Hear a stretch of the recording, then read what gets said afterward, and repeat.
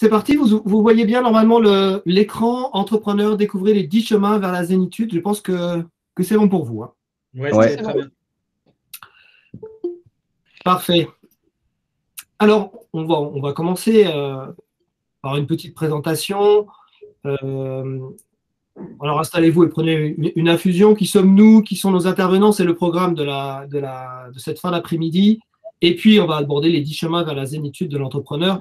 Et on verra ça surtout avec Francis Bécamel qui est avec nous, que je vais présenter dans quelques instants. Alors d'abord, juste un qui sommes-nous? Parce que ça me semble important de savoir qui nous sommes, qui est Rivelis, quel est ce réseau qui a été créé en 1994, donc il y a presque 27 ans maintenant, 26 ans, bientôt 27 en juin. Rivalis, c'est un réseau qui compte aujourd'hui 730 conseillers indépendants en France, qui est le premier réseau en nombre et en ancienneté également, et qui accompagne les dirigeants de petites entreprises, hein, entre 0 et 20 salariés. Donc, je disais 26 ans d'expérience, 87 395 exactement entrepreneurs qui utilisent tous nos services. Le BSP, alors le BSP, c'est quoi? C'est le bon sens paysan, le bon sens pratique, comme on veut. C'est notre feuille de route, c'est la façon dont nous, on pense être la bonne méthode, en tout cas, pour accompagner nos clients, être pragmatique, être simple dans l'utilisation pour avoir des résultats tangibles, rapides. Et voilà, il faut avoir un certain bon sens pour ça. La sérénité du patron, alors notre mantra, c'est-à-dire, j'ai utilisé ce mot mantra parce qu'on est un peu justement dans la zénitude aujourd'hui, je trouvais ça plutôt judicieux. Donc du coup, c'est quoi? La sérénité, c'est le but ultime hein, finalement de l'accompagnement d'un conseiller. Évidemment, ça va passer par la rentabilité de son entreprise, par plein de choses, mais au bout du compte, c'est de le rendre heureux, de le rendre satisfait, de le faire vivre avec son outil de travail et de le rendre serein au quotidien dans cette vie qu'il a choisie. 93% de satisfaction client. Ça, c'est la satisfaction mesurée des clients qui utilisent nos méthodes pour les accompagner.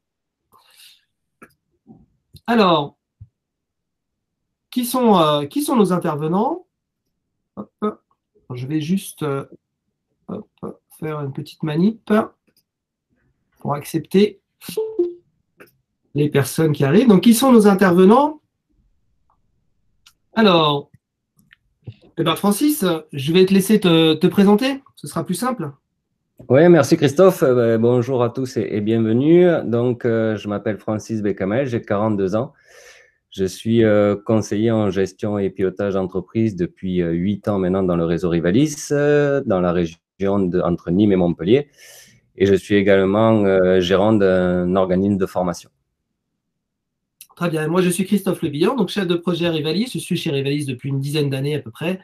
Et voilà, je m'occupe évidemment de ce type de webinaire, de présenter la méthode, d'avoir effectivement des conseillers qui sont toujours à nos côtés pour voilà, partager avec vous ce qu'on vit au quotidien et surtout vous donner des clés pour mieux vivre votre quotidien de dirigeant. Et on va voir ça aujourd'hui avec les 10 chemins vers la zénitude.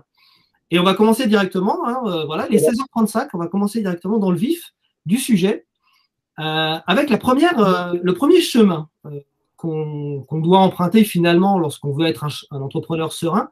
C'est d'abord peut-être ce que tu as mis, Francis, et qu'est-ce que c'est qu'un chef d'entreprise? Ça veut dire quoi, être un chef d'entreprise? Oui, ça me semblait important de démarrer avec cette question puisque déjà, tout le monde n'est pas apte à être chef d'entreprise, à devenir indépendant. Pour moi, c'est une vraie question hein, qu'on doit se poser tout au long de notre vie de chef d'entreprise. Qu'est-ce que ça veut dire vraiment être chef d'entreprise? Aujourd'hui, il y a une notion de posture à prendre en compte qui est importante, la notion d'exemplarité. Exemplarité vis-à-vis de ses salariés, vis-à-vis de ses fournisseurs, vis-à-vis de ses partenaires. Et c'est une question essentielle. Il me semble important en tant que chef d'entreprise d'avoir la faculté à se remettre en cause, puisqu'on le voit, hein, notamment avec la situation que nous vivons, il faut savoir s'adapter. Et là aussi, ça va des fois vite, il faut rester en veille. Et cette question-là me paraît important déjà de se la poser et de voir les réponses qu'on y apporte. Parce qu'on a tous des motivations qui peuvent être différentes, mais ce qui est certain, c'est que ben voilà, c'est difficile de leur demander, ne sont pas sur des choses relativement simples. Après, on va parler de l'image aussi qu'on véhicule, puisque à travers notre société, à travers même nous-mêmes, on représente notre société. Donc, c'est une notion importante à prendre en compte, sachant que quand on est patron, on le verra par la suite, mais on doit décider de tout sans forcément tout maîtriser. Et quelquefois, il s'avère qu'il y a des chaînes d'entreprise qui ont mal répondu à cette question et qui peuvent se retrouver en difficulté. Alors, ils se sont mal posé la question, c'est-à-dire, est-ce que tu peux peut-être préciser? Ça veut dire que certains chefs d'entreprise n'ont pas, je dirais, la posture, c'est ça, de chefs d'entreprise, ne sont pas forcément exemplaires auprès de leur équipe, peut-être trop la tête dans le guidon, c'est un peu ça l'idée? Oui, en fait, c'est exactement ce que tu viens de dire, c'est-à-dire que aujourd'hui, déjà, on n'est pas chef d'entreprise, hein, on ne naît pas du verbe naître, chef d'entreprise, on le devient. Et c'est un réel engagement, hein, quand on décide de se marier, c'est un engagement. Et souvent, on parle de mariage avec l'entreprise aussi. Donc, c'est un réel engagement. Il ne faut pas sous-estimer cette fonction-là, puisqu'on est jugé en permanence. On est jugé par nos fournisseurs, on est jugé par nos clients, on est jugé par nos équipes.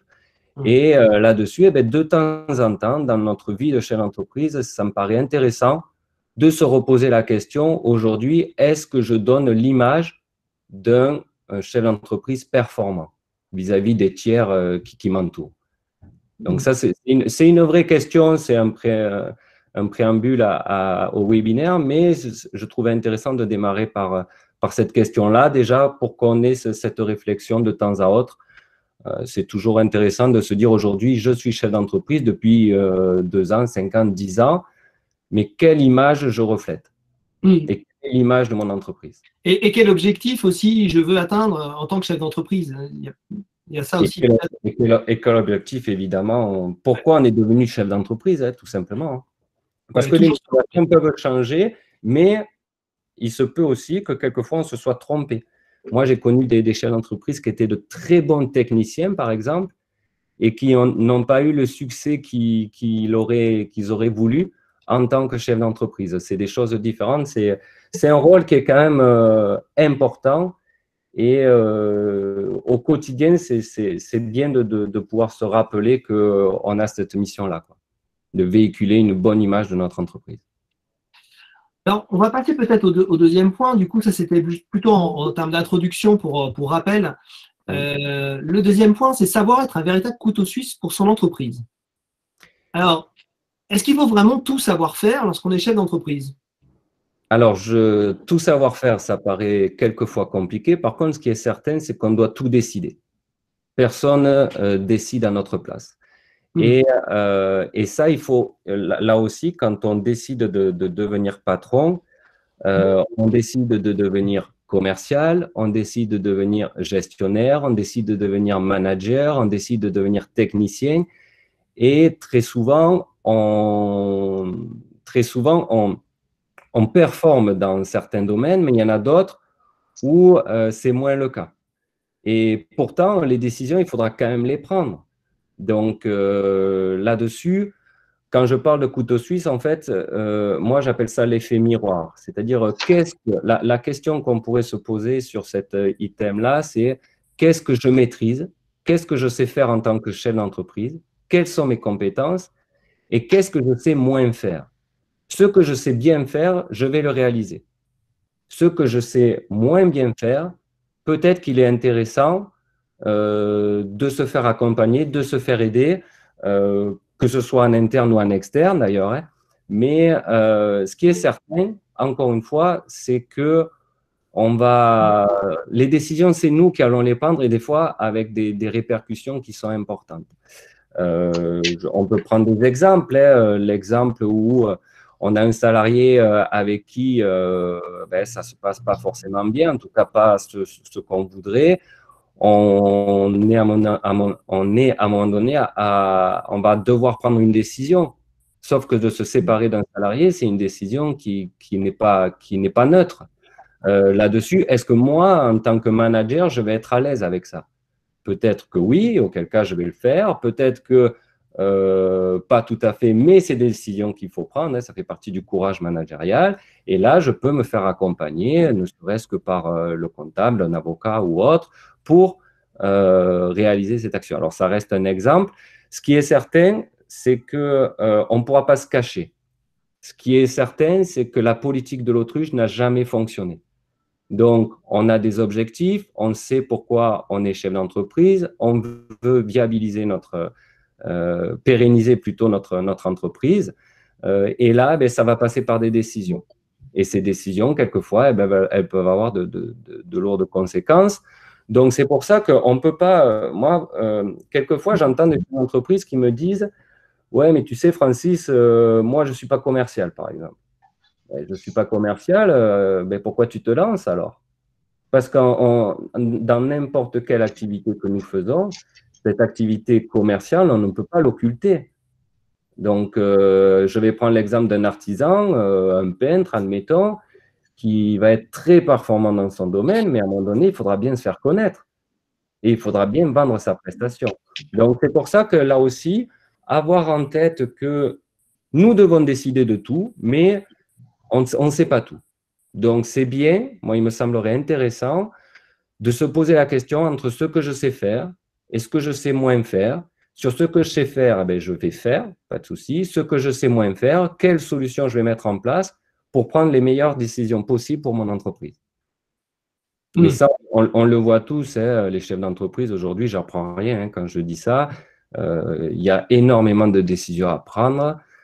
Et là-dessus, il y a des fois où on prend des décisions et on n'a pas tous les éléments pour prendre les meilleures décisions. Mais déjà, le fait de se dire ça, je sais, je vais faire et ça, je sais moins, je vais déléguer, ça me paraît important de pouvoir agir ainsi.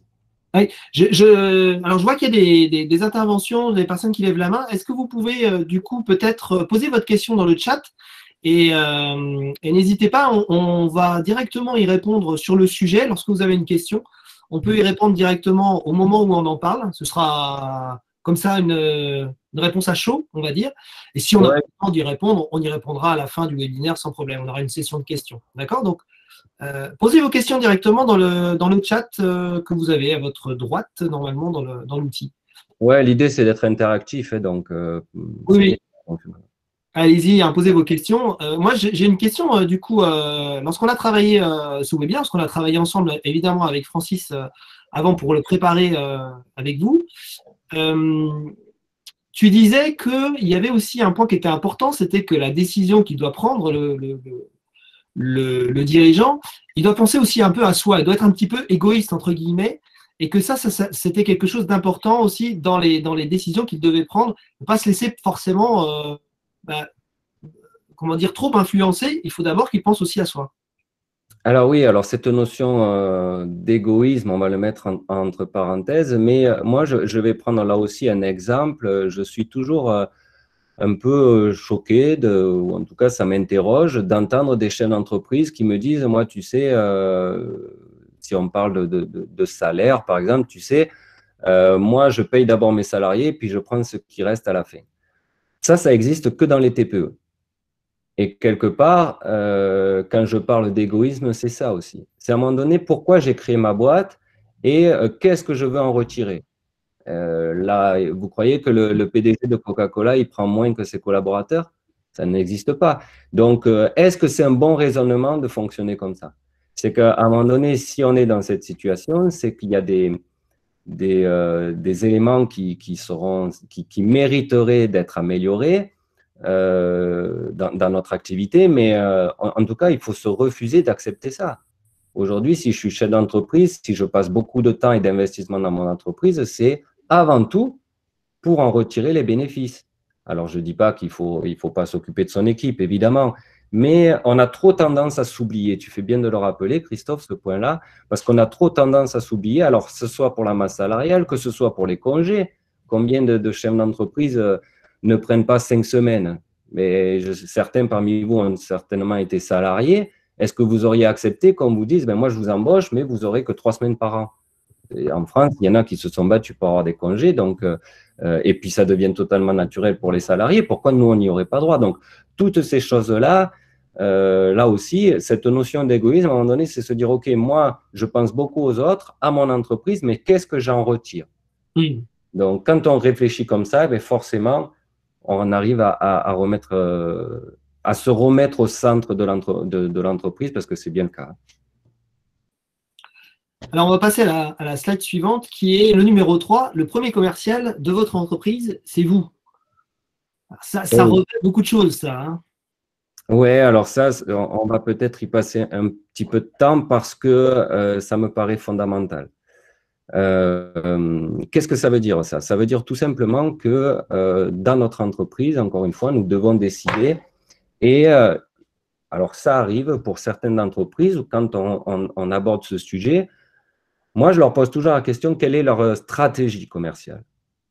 Et quelquefois, ben, je n'ai pas de réponse ou des réponses très vagues. Comment on veut vendre des produits? Comment on veut gagner de l'argent si on ne sait pas comment on va le faire? Donc, la mise en place d'une stratégie commerciale, c'est fondamental, encore une fois, dans nos activités. Et ça va aller à comment, on va s'interroger sur plusieurs questions. Comment je vais rencontrer mes prospects? Qu'est-ce que je vais mettre en place pour rencontrer mes prospects? Alors, par définition, un prospect, c'est une personne qui pourrait s'intéresser à nos services, mais qui n'a pas encore signé. Comment je pourrais rencontrer mes prospects? Comment je leur communique les devis que je vais leur remettre? Je t'interromps juste, Francis, excuse-moi. Je crois qu'il y a une personne qui n'a pas fermé son micro, du coup on entend. Est-ce que vous pouvez bien veiller juste à fermer votre micro, comme ça du coup il n'y a pas d'effet derrière, il n'y a pas de fond, de fond sonore. C'est le petit bouton qui est à côté du bouton raccroché, c'est le micro, juste le couper si c'est possible. Merci beaucoup. Vas-y, je t'en prie, Francis. Oui, je l'ai entendu. Merci Christophe. Donc, oui, j'étais en train de dire que comment je communique les devis vis-à-vis de ces prospects-là, dans quel délai je vais le faire. Et ça aussi, c'est des décisions que je dois prendre. Si il n'y a pas de règles là-dessus, moi, je vais consulter en tant que particulier, par exemple, un artisan ou un commerçant, ou même un restaurateur, pour avoir un devis. Si je reçois le devis dans 2 mois, ça ne me donne pas, encore une fois, l'image d'un professionnel, l'image d'un bon professionnel. Donc, dans quel délai je vais les faire? Comment je vais les relancer, ces devis? Là aussi, encore de nos jours, je vois trop de chefs d'entreprise qui disent « mais moi, je lui ai envoyé mon devis, il ne m'a pas répondu, c'est qu'il n'est pas d'accord ». Sauf que ce n'est peut-être pas le cas. C'est que simplement, il n'a peut-être pas reçu, le devis est passé dans les spams, ou à un moment donné, on en reçoit, on est énormément sollicité sur les mails et autres. Donc peut-être qu'après, le mail, c'est tout simplement oublié, mais s'assurer, parce c'est du travail, ça. C'est du travail. Il faut voir la personne, prendre les différentes informations pour réaliser les devis, réaliser le devis. Tant que le devis n'est pas signé, ça, c'est de l'argent qu'on perd, puisque c'est du temps, c'est de l'argent qu'on perd. Donc, comment je les relance? Est-ce que je pratique des acomptes ou pas? Même avec les copains, ça peut éviter des déconvenus. Si, à un moment donné, il y a une négociation commerciale, j'applique quoi comme remise? Est-ce que j'applique une remise et combien? Parce que là aussi, encore une fois, c'est bien de faire des prestations, mais encore faut-il gagner de l'argent. Est-ce que je connais le taux de concrétisation de mes devis? Parce que là aussi, c'est du temps, mais il faut que je puisse mesurer ça. Si je suis à 100%, ce n'est pas forcément gage de très bonne, c'est pas forcément de très bon augure, parce que ça veut dire peut-être que je suis en dessous en termes tarifaires, en dessous du marché. En tout cas, bon, ça, c'est chacun dans son domaine de compétences. Et là, c'est pareil, si je suis à 2 devis concrétisés sur 10, ben, il y a peut-être certainement des choses à revoir, mais il faut les mesurer. Sur de l'encaissement, une fois que la prestation est effectuée, comment j'encaisse? Est-ce que sur l'encaissement, comment je vais relancer les clients qui sont en retard? Parce que là aussi, on a tous à un moment donné des histoires d'impayés. Mais c'est notre faute, hein. C'est notre faute, c'est qu'à un moment donné, notre méthode, elle n'est pas assez fiable pour obtenir ou on n'a pas pris suffisamment de garanties. Donc, rien que les retards de paiement, et puis ça veut dire quoi, retard de paiement? Au bout d'un jour, quelles sont nos conditions de paiement? Qui, là aussi, je reviens sur la notion d'égoïsme, ce n'est pas les conditions que le client veut. Les conditions de paiement, c'est nous qui nous devons les imposer par rapport à notre entreprise. De là, c'est une fois que la facture, le timing de la facture est passé, comment je fais pour relancer? Est-ce que c'est un jour après la facture, c'est 10 jours, 20 jours, 30 jours, sachant que le pire des ennemis sur des impayés, sur des retards de paiement, c'est le temps. Donc, tout ceci, il n'y a pas de règles basiques ou de règles standardisées. Ça, c'est chacun qui est propre, par rapport à votre entreprise, en tout cas. Mais ce qui est certain, c'est que la stratégie commerciale dans nos entreprises doit être claire, définie. Elle peut évoluer, mais à un moment donné, il faut s'y tenir. Et je vais revenir sur l'acompte. Il y a encore beaucoup de chefs d'entreprise qui travaillent sans acompte. À un moment donné, c'est un risque considérable, hein. Moi, je vais vous prendre l'exemple d'un artisan que je connais. C'est un maçon, donc il y a quand même de la fourniture notamment, hein, qui a été dépensée. Donc déjà, il fait la banque pour le client. Et puis, au moment de se faire payer, le couple à qui il a vendu la maison se sont séparés. Eh ben, il s'est assis dessus, hein. Donc, et il a pris 0 garantie. Donc, démarrer un chantier, une prestation sans acompte, vous pouvez évidemment le faire, mais après, c'est à vos risques et périls. Donc, la stratégie commerciale, c'est vraiment quelque chose que nous devons analyser avec précision et surtout respecter. Parce qu'un client qui va râler, qui va pas coopérer pour payer un acompte, est-ce qu'à un moment donné, il vaut mieux arrêter avant de démarrer la prestation? Parce qu'est-ce qu'il nous aurait payé à la fin de la prestation? Ce n'est pas sûr. Il n'y a aucune raison pour qu'on ne pratique pas le paiement de l'acompte, par exemple.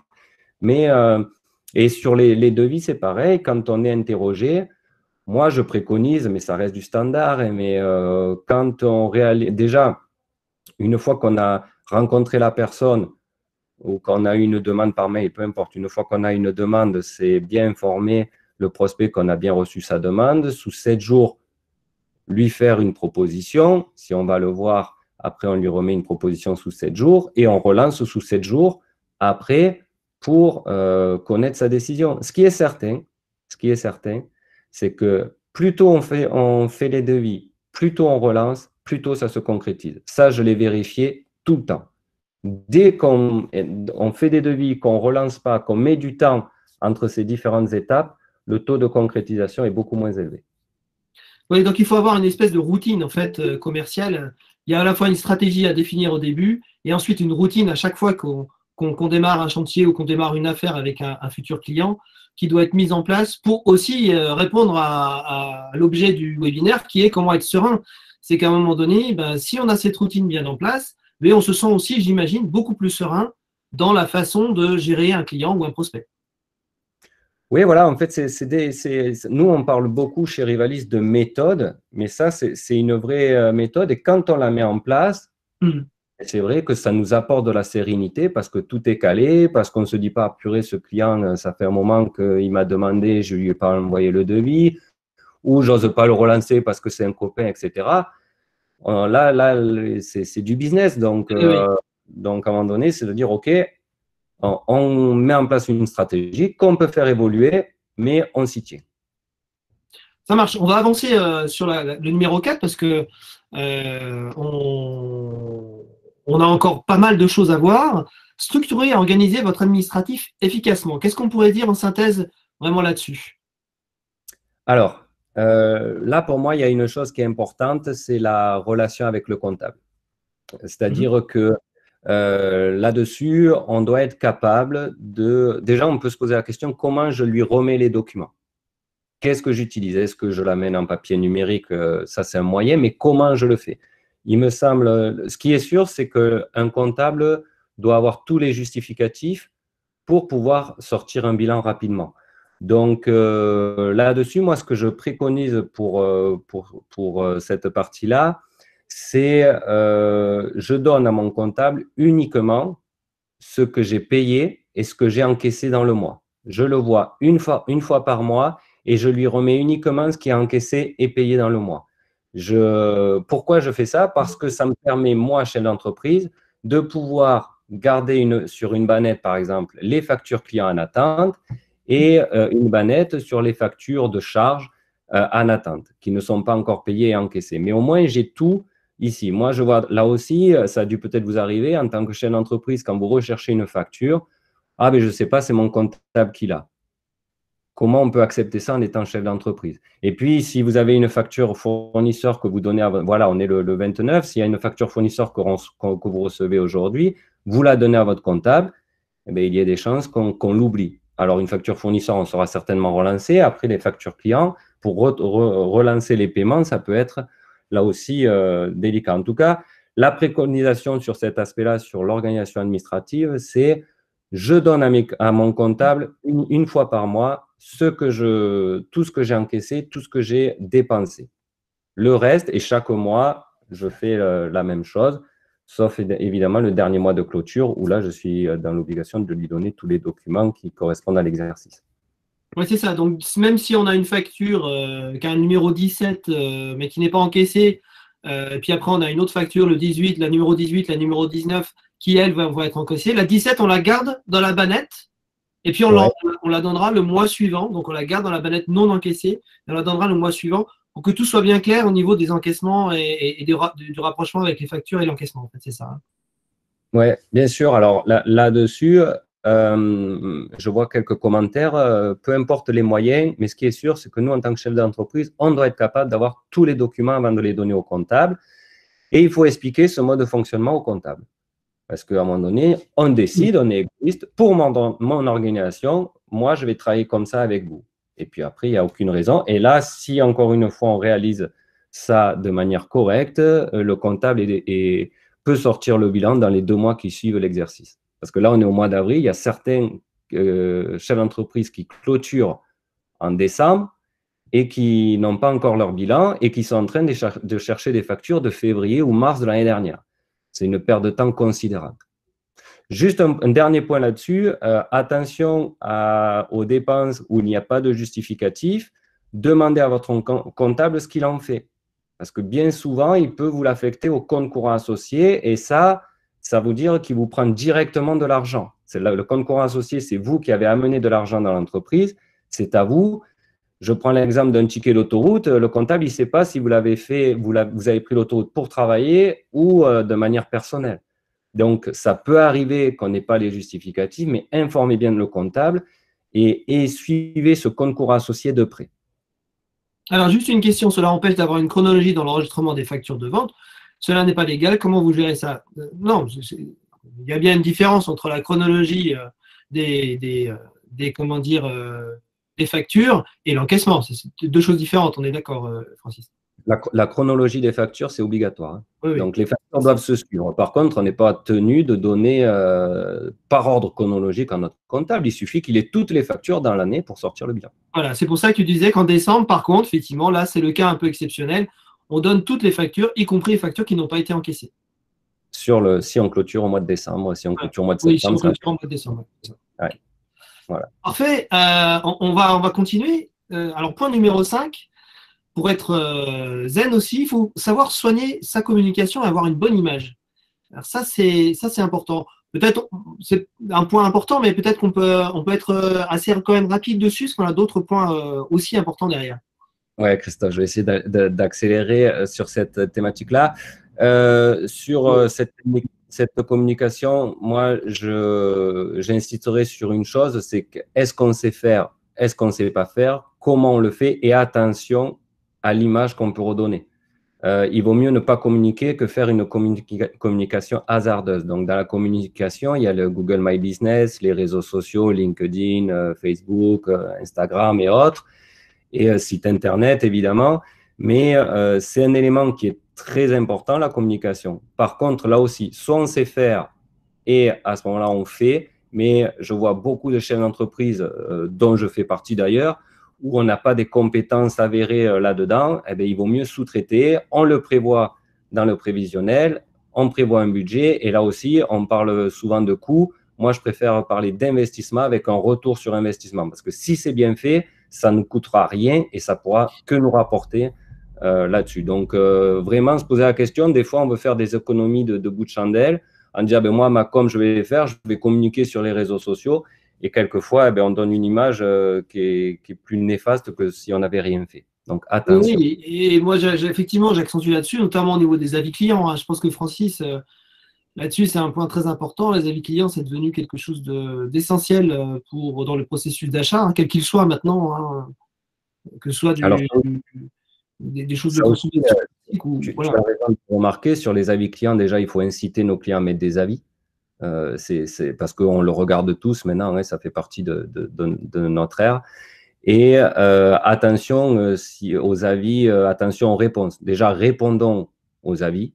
Ça prouve qu'on suit notre communication. Et attention aux réponses.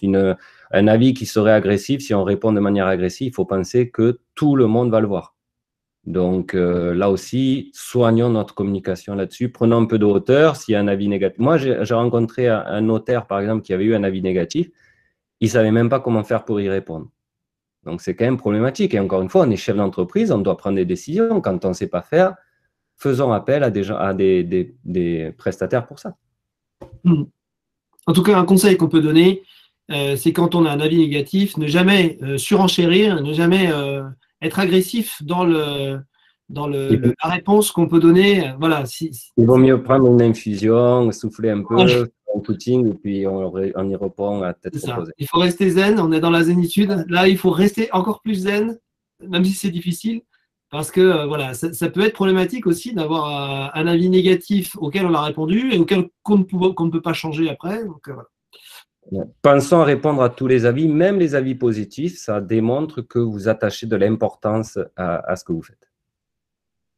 Alors, on va voir un autre point, le point numéro 6, chemin numéro 6, c'est le piloter votre entreprise avec des outils efficaces.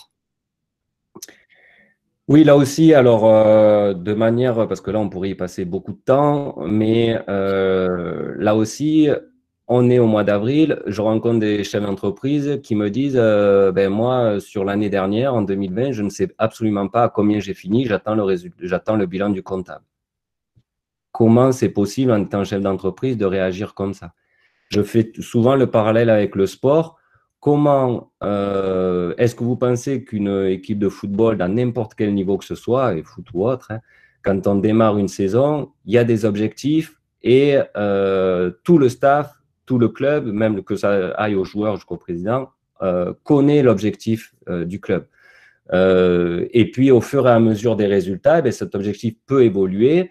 On peut jouer de manière différente selon contre qui on joue, etc., etc. Bon, je ne suis pas là pour parler trop de sport, mais dans l'entreprise, c'est pareil. D'ailleurs, il y a une similitude, c'est qu'on appelle la dernière ligne du bilan, ça s'appelle bien un résultat aussi.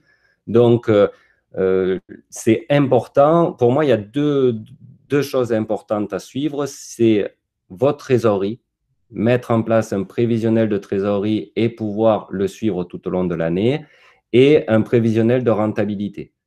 Donc, sur l'aspect trésorerie, parce que la trésorerie, ben, encore plus aujourd'hui, hein, c'est le nerf de la guerre.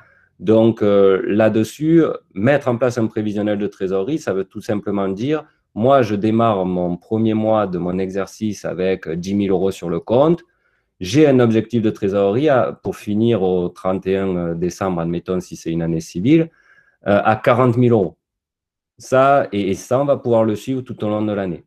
Le prévisionnel de rentabilité va nous permettre de savoir si ce que nous mettons en place est rentable, va nous permettre de savoir si on gagne de l'argent, puisque le but d'une entreprise, c'est bien évidemment de faire des bénéfices. Et ça, tout au long de l'année, il faudrait le suivre. Là, on est fin avril. Nous, en tant que chef d'entreprise, nous devons être capables de savoir si nous sommes au-dessus, si nous sommes à l'objectif ou si nous sommes en dessus. Parce que les décisions qu'on prendra par la suite nous permettront de réagir s'il y a besoin ou d'accentuer cette avance si c'était le cas. Mais on ne peut pas piloter une entreprise à vue. Moi, je dis souvent qu'il n'y a pas de vent favorable pour un bateau qui ne connaît pas son port. Ça, c'est pas de moi, c'est de Sénèque, mais ça me paraît très vrai. C'est se fixer des objectifs cohérents, mesurables, et évidemment qu'on puisse les analyser de manière très régulière tout au long de l'année.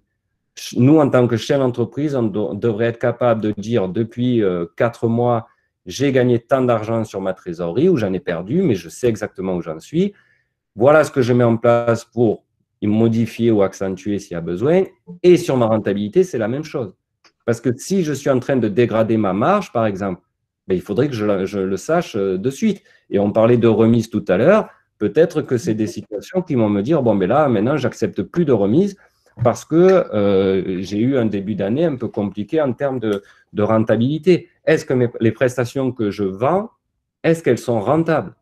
Et ça, sur chaque prestation, eh bien, il y a des prestations où on va gagner de l'argent, d'autres un peu moins. L'idéal, c'est de ne jamais en perdre, mais encore faut-il le suivre.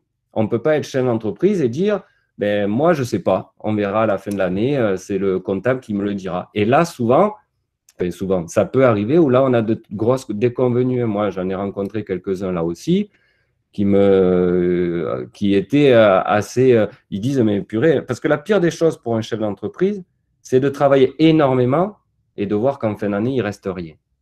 Mais là aussi, si c'est le cas, si on se retrouve dans cette situation-là, c'est qu'à un moment donné, on n'utilise pas les outils qu'il faut et on ne pilote pas de manière efficace.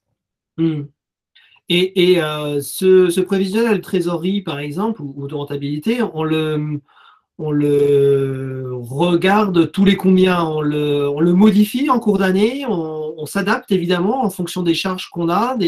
Comment ça se passe? Alors, je vais y répondre, mais j'ai vu une question, un commentaire qui me semble important d'y réagir, c'est on peut demander des situations intermédiaires au comptable. Évidemment qu'on peut les demander, mais si vous demandez une situation à la mi-année, déjà, il risque de vous la donner le 7e ou le 8e mois, mais il y a déjà surtout 6 mois qui se sont passés. Comment, et des situations intermédiaires, le comptable ne va pas vous en sortir une tous les mois. Et puis là aussi, le comptable, OK, mais c'est quand même vous le patron. C'est quand même vous qui décidez. Donc, les décisions, vous ne pouvez pas dire à un fournisseur, vous ne pouvez pas dire si vous devez embaucher ou pas. Ben, on va attendre 6 mois que mon comptable me donne la situation et on verra après. Il y a des décisions qu'il faut prendre rapidement. Donc, pour répondre à ta question, Christophe, il faut le suivre de manière régulière. Moi, je pense qu'à minima, il faut s'y attarder au moins une fois par mois. Au moins une fois par mois pour dire où c'est que je suis, prendre un peu de hauteur, comment s'est passé ce dernier mois et surtout, qu'est-ce qui va arriver? Qu'est-ce qui va arriver sur les prochains mois? Est-ce que là, je vais avoir plus de charges que de recettes? Parce qu'après, on peut réagir quand on est en difficulté de trésorerie. Ça permet aussi de, par exemple, décaler ou de demander un échéancier sur du paiement de la TVA, par exemple. Parce qu'il y a des charges incompressibles. Avec l'État, on pourra toujours négocier. Bon, ça, ce qui est sûr, c'est que si, par contre, avec des fournisseurs, c'est plus délicat de faire attendre des fournisseurs parce que s'ils décident de plus vous livrer, eh bien, vous ne pouvez plus travailler. Donc, vous avez les salaires, c'est pareil. Là, les salaires, il faut les payer. On ne peut pas dire à un salarié, on te paiera dans 3 mois. Donc, et pour ça, eh bien, il faut bien savoir où on va, où c'est qu'on en est, d'où on vient, où c'est qu'on en est aujourd'hui et surtout vers où on va. Encore une fois, ne pas faire l'autruche et dire « mais moi, je ne sais pas, c'est mon comptable qui me donnera l'information ». Je pense que c'est une très mauvaise stratégie ou en tout cas, on jette la pièce en l'air. Et bien souvent, le comptable dit ce qui s'est passé, hein, mais rarement, il va vous dire ce qui va arriver. Nous, en tant que chef d'entreprise, on doit être visionnaire et être sans cesse dans la projection. Alors, on ajoute sur le Belloulou, le chiffre d'affaires se contrôle mensuellement et on connaît ses charges fixes et ses charges variables, c'est QFD. Voici des indicateurs rapides. Est-ce qu'on peut piloter uniquement son entreprise avec ces quelques indicateurs, Francis? Après, ce n'est pas les seuls, hein, évidemment, mais déjà, si on fait un suivi de trésorerie et de rentabilité efficace, on est déjà bien serein. Après, ce qu'il faut évidemment regarder, c'est la rentabilité de nos prestations, puisque là aussi, hein, est-ce que je vends toutes les heures qui sont à ma disposition dans l'entreprise? Est-ce qu'il y a la relation entre la gestion de planning aussi est importante? Est-ce que j'ai réalisé un devis, j'ai prévu de vendre 60 heures sur ce chantier? Est-ce que je l'ai mis en relation avec le planning? Parce que si j'en passe 90, eh bien, c'est sûr que la rentabilité va en prendre un coup. Donc voilà, il y a ces indicateurs de marge, évidemment. Hein, si je suis un restaurateur, est-ce que le coefficient que j'ai décidé va me permettre de couvrir mes charges? Et est-ce que là-dessus, tous les plats que je propose sont rentables? Mais ça, encore une fois, il faut le suivre parce que c'est pas ce qui était vrai en début de mois n'est peut-être plus vrai en fin de mois et l'entreprise évolue. Donc, il faut le faire de manière précise et surtout, si on se repose que sur le comptable, moi, j'estime que c'est quand même dangereux. Oui, parce qu'on n'a pas cette réactivité-là qui est nécessaire. Et oui, et puis on ne peut pas se projeter quand on ne sait pas où on en est. Alors, sachez bien vous entourer au sein de votre entreprise.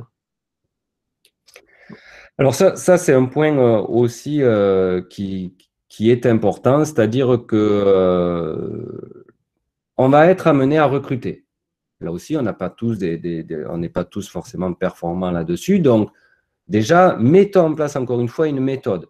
C'est-à-dire que moi, dans mon entreprise, avec qui je veux travailler et pour faire quoi? Là aussi, il y a des chefs d'entreprise que je rencontre qui recrutent et quand je leur parle de fiches de poste, mais ils ne savent pas ce que c'est. Et comment vous voulez recruter quelqu'un si vous ne lui dites pas ce que vous attendez de lui? Et comment vous faites pour mesurer son travail? Donc, moi, ça me paraît important de mettre en place des fiches de poste. J'ai besoin de tel personnel. Pourquoi?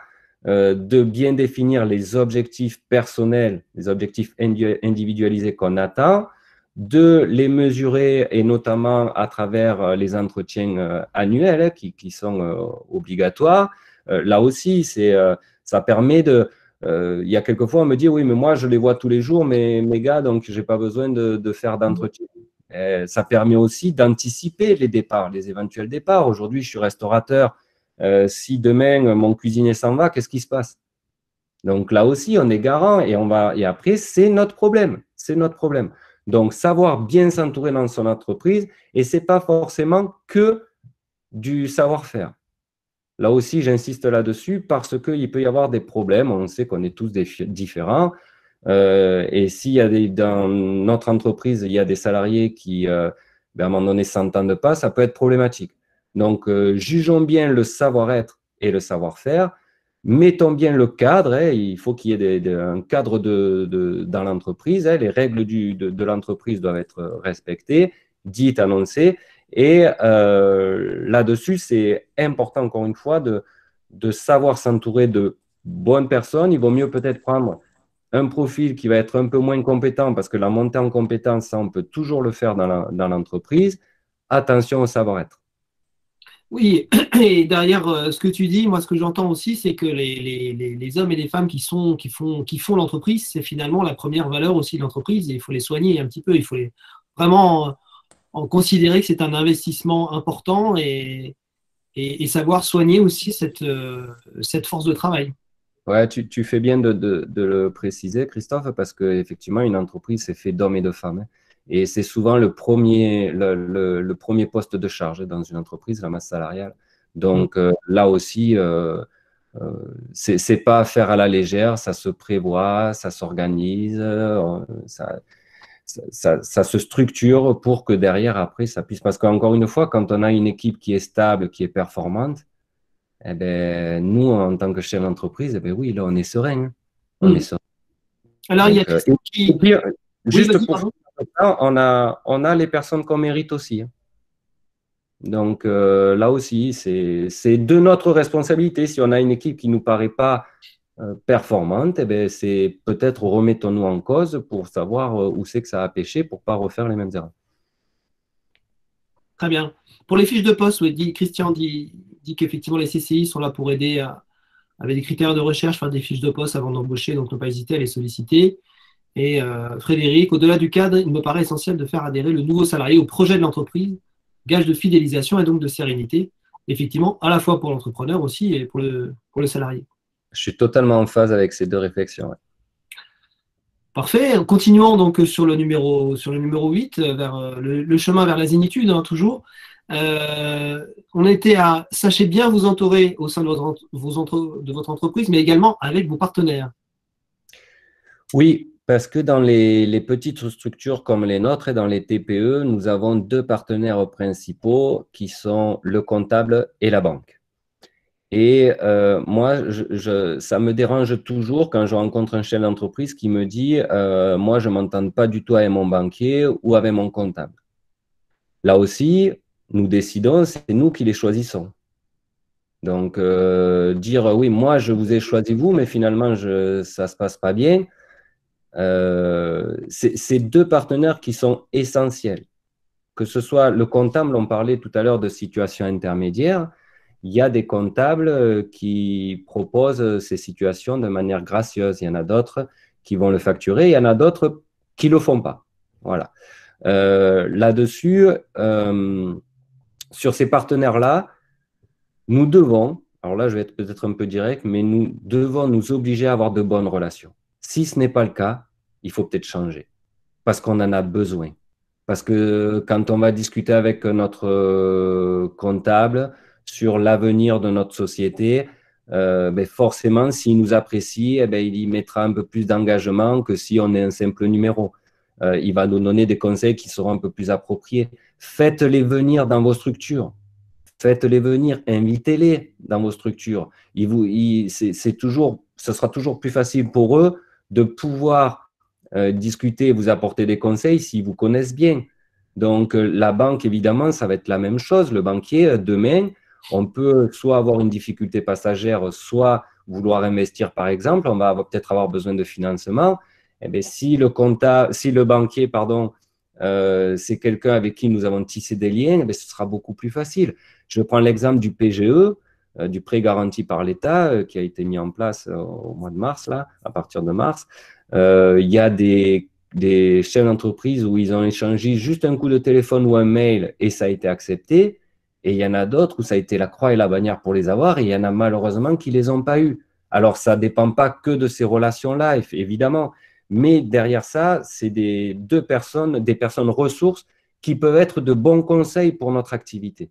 Donc, n'hésitons pas à les solliciter et surtout, obligeons-nous à avoir des bons rapports avec ces deux prestataires-là qui sont essentiels. Si ce n'est pas le cas, ça peut arriver, posons-nous la question, mais pourquoi je reste avec alors? Pourquoi je reste avec ce comptable ou pourquoi je reste avec cette banque? À ce moment-là, changeons. Mais d'avoir des relations saines, ça va que fluidifier l'avenir de l'entreprise et encore une fois, on sera plus serein, quoi. Alors, on arrive à l'avant-dernier, il est 17h20, presque 30, donc ça va nous laisser un tout petit peu de temps derrière pour répondre à vos questions. Faites-vous accompagner, donc là on est vraiment plus large hein, que uniquement la banque et le comptable. On rejoint un petit peu ce qu'on a déjà dit tout à l'heure sur le couteau suisse. À un moment donné, on n'est pas forcément bon partout, hein, c'est ça l'idée derrière. Oui, l'idée c'est ça. Et puis après, il ne faut pas hésiter à se faire accompagner parce qu'encore une fois, si on prend l'image du sport, il y a Usain Bolt, il a une armada derrière lui. Il n'est pas tout seul. Tous les joueurs de tennis, même s'ils sont seuls, ils ont toujours un staff derrière. Et plus ils sont performants, plus ils se font accompagner d'ailleurs. Donc, dans l'entreprise, ça me semblerait important de faire la même chose. On ne peut pas être bon dans tous les domaines, ça c'est sûr. Donc, une fois qu'on sait les domaines où nous avons des failles, allons chercher la compétence à l'extérieur pour le bien de notre entreprise. Ça aussi, c'est un acte de courage managériel, c'est de dire je ne sais pas tout faire. Par contre, sur cet aspect-là, et en plus, on va monter en compétence quand on va se faire accompagner. Alors, il faut évidemment bien choisir les structures qui vont nous accompagner, mais ça va être que dans le… Et au lieu de parler de coûts d'accompagnement, parce que ça a un coût, hein, c'est vrai, mais derrière ça, moi, je parle plutôt d'investissement avec des retours sur investissement. Donc, des entreprises qui sont accompagnées, déjà même pour vous, un, vous allez monter en compétence, et deux, ça va vous permettre de faire ce que vous savez faire et de déléguer ça un peu sur des personnes où c'est leur domaine d'expertise. Mais se faire accompagner dans la communication, on l'a vu, se faire accompagner dans la gestion et le pilotage de leur activité. Alors, c'est notre cœur de métier, évidemment, mais sincèrement, hein, Christophe, tu as annoncé les chiffres de satisfaction tout à l'heure. Ouais. On a de très bons retours avec les clients qu'on accompagne. Alors, la prestation, certes, elle a un petit coût, elle a un coût, mais avec le retour sur investissement, il est bien plus important que ça. Alors que ce soit dans la gestion, que ce soit dans la communication, pour la création d'un site web, pour les réseaux sociaux, etc., que ce soit d'un point de vue juridique, là aussi, à un moment donné, eh ce n'est pas notre domaine d'expertise. Allons chercher l'expertise ailleurs et on n'en sera que plus serein. L'entreprise ne le vivra que mieux, quoi. Mm. N'essayons pas de tout faire tout seul. Effectivement, ce que tu disais, moi, ce qui résonne aussi beaucoup dans ce que tu dis, c'est que on reste dans sa zone de confort finalement lorsqu'on se fait accompagner, on fait bien ce qu'on sait faire et le reste, on n'a pas besoin non plus de se poser 30 questions sur comment on fait les choses. Et tout ça, c'est générateur de stress aussi. De ne pas savoir faire, d'aller chercher les infos, de dire comment je peux communiquer, est-ce que je fais bien, est-ce que je fais mal. Tout ça, c'est générateur de stress. Et je trouve que dans l'axe du webinaire qu'on a aujourd'hui, qui est vraiment être serein, se faire accompagner, c'est aussi un gage de sérénité derrière. Oui, alors c'est certain. Et puis derrière ça, on va surtout monter en compétences. Mmh. Nous, en tant que chef d'entreprise, on va monter en compétences. Il y a une réflexion qui est judicieuse aussi, là, qui vient d'arriver. Je n'ai pas vu le nom, mais on perd énormément. Il a raison, la personne qui a fait ça. On perd énormément de temps à vouloir tout contrôler. Et surtout sur des choses qu'on ne maîtrise pas. Donc, moi, je ne suis pas expert en communication. Je sais que j'en ai besoin, je vais me faire accompagner. Je vais apprendre et peut-être que demain, je ferai tout seul. Et ça sera une fierté. Mais n'hésitons pas à faire appel à ça. Alors après, encore une fois, il faut le prévoir, il faut l'intégrer dans notre fonctionnement. Mais on doit décider de tout, mais être performant dans tous les domaines, c'est juste pas possible. Mmh. Il faut juste prendre conscience de ça. Alors, le deuxième, qui est peut-être le plus important, prenez du plaisir en respectant votre équilibre vie pro et vie perso. Ça, on a tendance à s'oublier en tant que dirigeant, peut-être oublier aussi sa vie personnelle. Qu'est-ce que tu peux dire là-dessus? Ouais, moi, j'y attache beaucoup d'importance à ça parce que là, il y a trop de personnes. Je rencontre trop de personnes qui, à un moment donné, ben, ça y est, ils ont pris, leur entreprise leur a pris le dessus. Est-ce que c'est un gage de qualité de faire 60-70 heures par semaine? Non, c'est pas un gage de qualité. D'ailleurs, dans d'autres pays, moi, je connais, par exemple, la Hongrie. En Hongrie, à 17 heures, tout est fermé, hein, et les entreprises ne travaillent plus, elles sont fermées. Donc, est-ce que de ne pas prendre de congé, c'est un gage de réussite? Et pourtant, on va parler à des restaurateurs, on va parler à des artisans, mais c'est pas rare que j'entende, oui, ben moi, je prends une semaine par an, je travaille 70 heures par semaine. Et bien, à un moment donné, il y a quelque chose qui cloche. Là aussi, on n'est pas né, du verbe naître, encore une fois, que pour travailler. On a notre équilibre derrière. Parce que si à un moment donné, il y a de ce déséquilibre et que peut-être que certains d'entre nous l'ont vécu, ou à un moment donné, la vie professionnelle a pris trop de place, trop d'importance, et du coup, la vie personnelle, on rencontre des difficultés dans sa vie perso, et là, c'est un effet boomerang. Hein. Parce que voilà, on est avec son mari, sa femme, à un moment donné, l'entreprise prend trop de place, on va se séparer. Et là, ça peut avoir un coup de massue en disant, et du coup, dans la vie pro, on n'est pas bien. Donc, il faut faire attention à ça. Là aussi, et surtout là, il faut être égoïste. Soyons égoïstes en disant, mais moi, stop, à un moment donné, je prends 3 jours, je prends une semaine, les week-ends, pourquoi je travaillerai les week-ends, ou en tout cas s'accorder du temps libre pour soi et pour sa famille. Et un autre aspect qui me semble important là-dessus, c'est notre santé.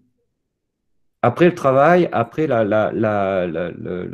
y a quand même, on va travailler, puis après il y a une retraite. Encore faut-il en bénéficier de cette retraite et en profiter. Notamment là mais bon, je le vois un peu dans tous les domaines, notamment chez les artisans. Moi, quand je leur demande la dernière fois qu'ils sont allés voir un médecin, ça date. Et surtout, ils ne se soignent pas. Mais c'est grave, ça. Ah oui, mais ils ne peuvent pas. Et bien, là aussi, c'est pareil. C'est qu'à un moment donné, si on arrive à déléguer, etc., Et puis, de toute façon, c'est quoi le plus important quelque part, hein? Parce qu'on va se retrouver à la retraite où on va être complètement bousillé et on ne profitera de plus rien. Pour peu que la famille ait volé en éclats, on aura tout perdu. On aura tout donné à son entreprise et on aura tout perdu. Donc, attention à ça. Attention à ça. Là aussi, il faut s'imposer de dire, attendez, à un moment donné, stop, je vais aussi profiter. Très bien. Je pense qu'on a fait vraiment le tour des points les plus importants et c'était plus une discussion directe entre vous, Francis et moi, pour vraiment vous sensibiliser sur des sujets qui nous semblaient les plus importants. Je vais terminer juste sur deux chiffres qui sont liés à nous, plutôt voilà, Rivalis. On a choisi juste ces deux chiffres-là parce qu'ils nous semblaient vraiment correspondre au webinaire d'aujourd'hui. Plus 71% de sérénité quand on est accompagné par un conseiller ou une conseillère Rivalis, c'est plus 40% de résultats. Voilà. Donc, on a mis évidemment des choses en place pour ça. Vous aurez sans doute un petit coup de fil d'un conseiller Rivalis de proximité, puisqu'il y a 730 conseillers aujourd'hui partout en France. Donc, il y en a forcément à 1 heure de chez vous qui vous appellera pour voir un peu aujourd'hui quels sont vos besoins, tout simplement. Mais en tout cas, si vous voulez être un patron ou une patronne plus serein ou plus sereine, vous avez peut-être intérêt à écouter et en tout cas à rencontrer ce chef d'entreprise aussi qui pourrait peut-être vous aider. En tout cas, moi j'étais vraiment ravi d'être avec vous sur ce webinaire. On va passer aux questions. Est-ce que vous avez des questions? On va regarder un petit peu ce que vous racontez dans le chat. Alors, on va commencer par la dernière et puis on va remonter. Christian, j'ai débuté avec une conseillère Rivalis, d'accord. Pour ma part, j'ai commencé à bosser à 17 ans dans l'animation, burn-out à 21 ans. Cela a été le moment décisif auquel j'ai monté ma boîte en 2019. J'ai aujourd'hui 23 ans, bravo. 2 ans de boîte dans 3 jours. Et au bout d'un an, malgré que je puisse faire 2 ou 3 fois mon CA, si je bossais à 3 fois plus, eh bien, j'ai pris du recul et je me concentre sur le principal pour me laisser du temps perso également pour souffler et profiter de ma jeunesse. Vous avez tout compris, Martin, c'est formidable parce que du coup, seulement vous êtes un entrepreneur jeune et dynamique, mais vous savez aussi prendre soin de vous. Et c'est, je pense, en ayant cet équilibre, que vous réussirez le mieux dans cette fabuleuse aventure qu'est l'entrepreneuriat, mais qui peut être aussi difficile. Les Français veulent tout faire tout seuls. Vas-y, je te laisse interagir. Ouais. Non, mais en fait, ce webinaire, l'idée de ce webinaire, c'était juste qu'on puisse à un moment donné prendre un peu de recul par rapport à nos activités. Et voilà, si ce soir, il y en a qui réfléchissent un peu à ça et qui juste de prendre un peu de hauteur par rapport à la façon dont on le vit, est-ce qu'on ne peut pas améliorer ceci? Moi, quand j'entends ce témoignage, en plus, il est jeune, hein, je crois qu'il a 23 ans, hein, ce qu'il disait. Donc, je n'ai pas les commentaires, hein, Christophe, moi, mais donc c'est génial parce que évidemment, on peut être indépendant, on peut être chef d'entreprise et être super heureux dans sa vie de tous les jours. C'est le but. C'est le but quand on devient indépendant, c'est aussi d'avoir cette liberté-là et d'arriver à être heureux et serein. Donc, une fois qu'on a mis ces choses-là en place, eh ben, c'est génial, quoi. C'est génial.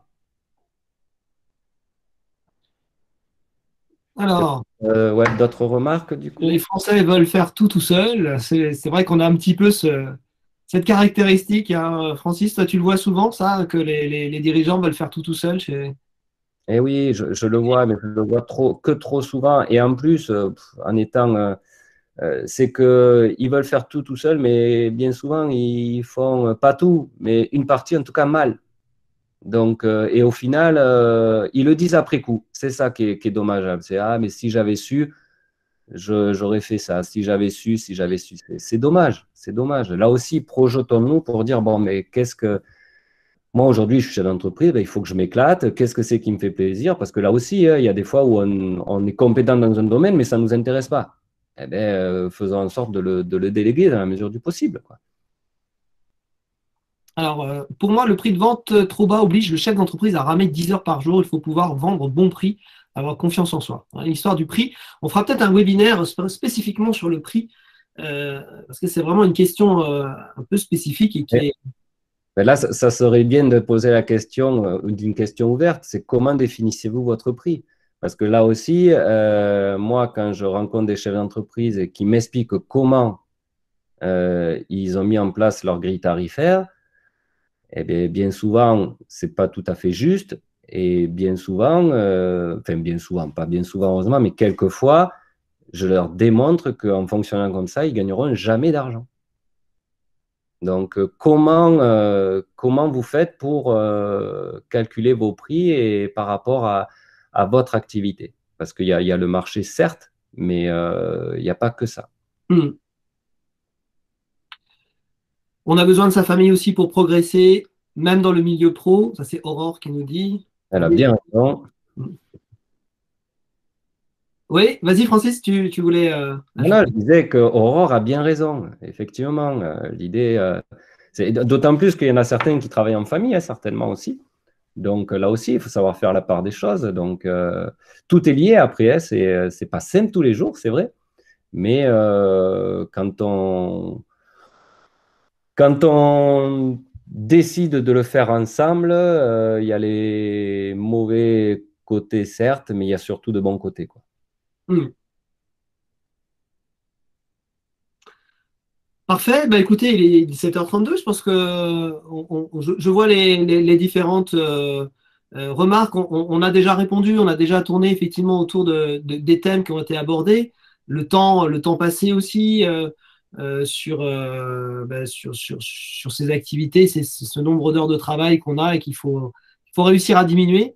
En tout cas, j'espère que ce webinaire vous aura permis de réfléchir et, comme disait Francis, de prendre de la hauteur par rapport à votre activité, peut-être vous poser, d'avoir quelques points d'ancrage. Vous vous dites là, c'est pas bon, ou là ça va, mais là c'est pas bon, donc il faut peut-être que je corrige des choses. Voilà, c'était vraiment le but humble de ce webinaire. Et puis, en tout cas, vous avez encore une fois des conseillers, des conseillères qui sont autour de vous, qui sont prêts à vous aider. Et surtout, n'hésitez pas à les solliciter parce que c'est notre façon de travailler, c'est la sérénité du dirigeant d'abord. Donc, et on a tous les outils pour améliorer des situations qui peuvent parfois même être assez dramatiques, hein. On en voit beaucoup, hein, Francis. Et puis des belles histoires aussi, heureusement, voilà, qui font. Faisons tout pour être heureux en tant que patron et cultivons ce bonheur tous les jours. Ouais, exactement. Très bien. Bah, écoutez, je vous remercie tous et au nom de Francis aussi de votre présence. Et puis, bah, écoutez, je vous laisse quitter un par un. Moi, je vais être le dernier, donc quitter un par un le webinaire pour que je puisse fermer le dernier. C'est moi qui ferme le restaurant pour qu'on puisse terminer l'enregistrement. Et puis, bah, je vous souhaite une très bonne fin de journée. Il est 17h30 et je vous dis à très bientôt pour un autre webinaire. On en fait régulièrement, donc suivez-nous. Suivez-nous sur les réseaux sociaux également. On a évidemment des conseils, des tutoriels qu'on met en place pour tous ceux qui nous suivent, pour encore une fois vous donner des conseils pour vivre votre rôle de patron de la meilleure façon qui soit. À très bientôt. Merci à tous. Salut Francis. À bientôt. Salut, merci à tous. Bye bye.